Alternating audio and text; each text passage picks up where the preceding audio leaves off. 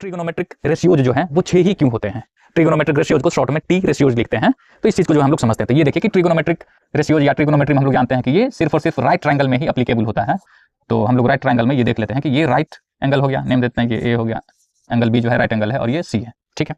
इसमें हम लोग ले लेते हैं कि एंगल, ये एंगल थीटा दिया हुआ है। तो जो एंगल थीटा दिया हुआ होता है उसके जो सामने में उसका जो अपोजिट साइड होता है उसको हम लोग परपेंडिकुलर से रिप्रेजेंट करते हैं, परपेंडिकुलर नेम देते हैं, उसको हम लोग पी से रिप्रेजेंट करते हैं। जो ग्रेटेस्ट साइड होता है राइट ट्रायंगल का उसको हम लोग हाइपोटेनस बोलते हैं, उसको हम लोग एच से रिप्रेजेंट करते हैं। और ये जो बच जाता है जो एंगल दिया हुआ होता है उससे जो अटैच्ड साइड होता है इसको हम लोग बेस बोलते हैं और हम लोग इसको बी से रिप्रेजेंट कर देते हैं, ठीक है। अब हम लोग इसमें ये समझने वाले हैं कि टी रेशियोज, ट्रिगोनोमेट्रिक रेशियो 6 ही क्यों होते हैं। तो इसलिए ये होते हैं रेशियोज, यहाँ पे हम लोग देखेंगे कि रेशियोज बना करके कि उसके कितने कॉम्बिनेशन जो है वो पॉसिबल है, बनते हैं। तो चलिए हम लोग सबसे पहले आ जाते हैं कि पहला जो कॉम्बिनेशन बन रहा है रेशियो वो परपेंडिकुलर और हाइपोटेनस का है, that is P by H.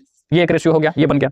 दूसरा हम लोग लेते हैं, दूसरा क्या पॉसिबल है, तो बी बाय एच पॉसिबल है, ठीक है। उसके बाद थर्ड जो रेशियो पॉसिबल है वो हम लोग ले लेते हैं परपेंडिकुलर और बेस का, हो गया ये, ठीक है।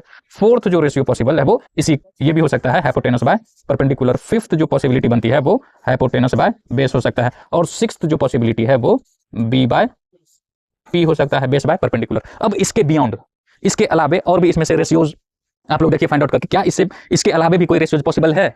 अगर है तो कमेंट बॉक्स में जरूर कमेंट करिएगा। लेकिन मेरे ख्याल से जो है अकॉर्डिंग टू मी इतने ही रेशियोज बनते हैं, इसीलिए ट्रिगोनोमेट्रिक रेशियो जो होते हैं वो 6 ही होते हैं। तो परपेंडिकुलर बाय हाइपोटेनस को ही जो है इसको हम लोग नाम क्या देते हैं, इसी को जो है साइन थीटा बोला जाता है। और बेस बाय हाइपोटेनस जो है इस रेशियो को जो है कॉस थीटा बोला जाता है। क्या बोला जाता है? कॉस थीटा बोला जाता है। और परपेंडिकुलर अपॉन बेस जो है इसको जो है टैन थीटा बोला जाता है। इसी को क्या बोलते हैं?